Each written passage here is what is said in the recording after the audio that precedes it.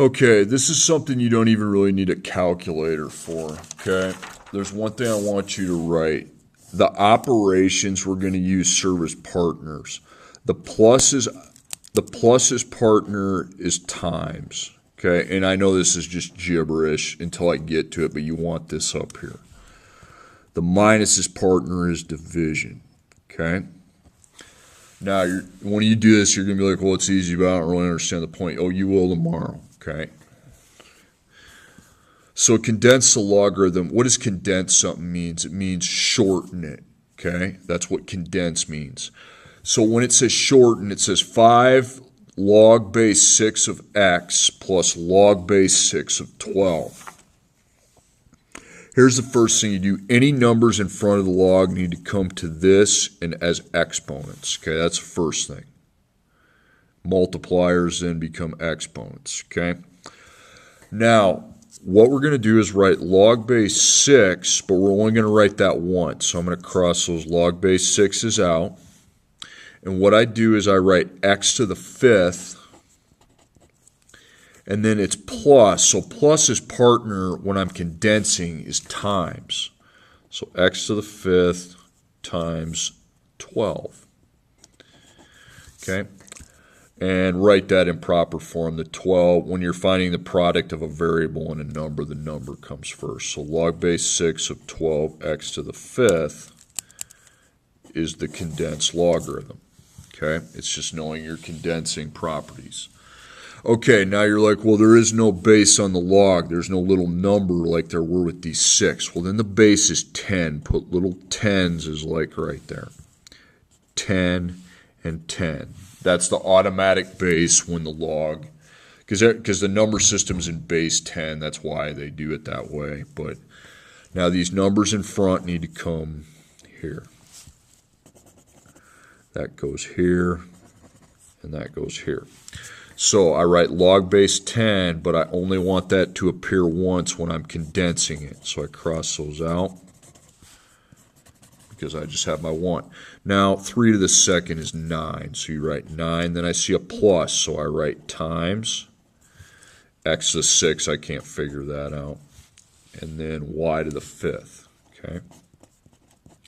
Okay, that's in appropriate order. The numbers first, followed by my variables, so I'm good there. Okay, now the log's base is 2.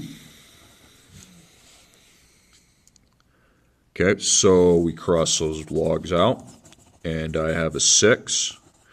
Minus is partner's division, so you need to underline the 6 and put 8 with it. Okay, now 6 doesn't divide by 8, but it does reduce. Okay, so log base 2 of 3/4 would be the appropriate way to write that. Okay, again, you got that front number. You got to get rid of those. Okay. And remember, you don't see any bases. So they're 10s. It looks like the y is a base, but the 10's supposed to go there. The y needs to be bigger on that. Okay. They're both base 10. You don't really ever have logs with a base of a letter. I mean, you could, but not in here. So let's cancel. And I have x to the 6th. I underline it. And then I put y to the 2nd. And you don't do anything with those because they're variables. That's going to be our answer. So far, I haven't had to really do a lot of strenuous work. Okay. Now, on the next page just shows you why it is like it is. So log 3 times 4, so it's log 12. I'm going to punch that into the calculator. I want to show you why they equal 1.079. So let's plug in log 3 plus log 4. Get the exact same thing, okay? And then it works the same here. So it'd be log 3, because 12 divided by 4 is 3. 0.47. Let's say if I separate them, log 12 minus, remember to close the parentheses after you log 4. 0, same thing. Okay, that's why they work. The calculator recognizes it, picks up. These are not example problems, so those first ones I did were. Okay.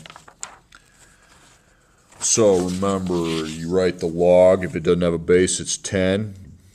front need to come around here. And if it's plus, you write it as multiplication with a dot. If it's minus, you write it as division underline. Okay, it's simple as that. Okay, now we need to take the logarithm and expand it out. You're going the opposite direction. Okay, so I've got a log base 4. Pause the video. Hold on. Pause the video and do 1 through 4. Okay. Just do it 1 through 4 and then come back to me and I'll show you how to do the other thing. Should be working on 1 through 4 now. If you still kept the video rolling, you're not doing what I asked. Gotta just do looking out for you. Okay, now we're ready to expand the expression, make it wider. Okay, so I got logs base is 4. Okay. Now, how many factors do I have here? I have a 5. I have an x to the second, and a y to the second. So that's 3 factors.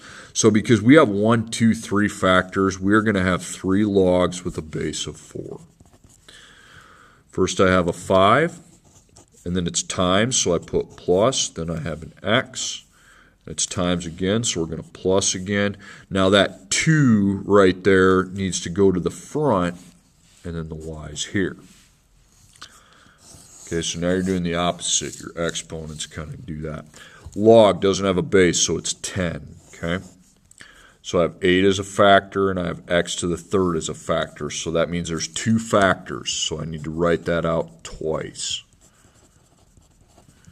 Okay, and I have 8 times becomes plus. Now the power will move to the front as a coefficient, and then it's x.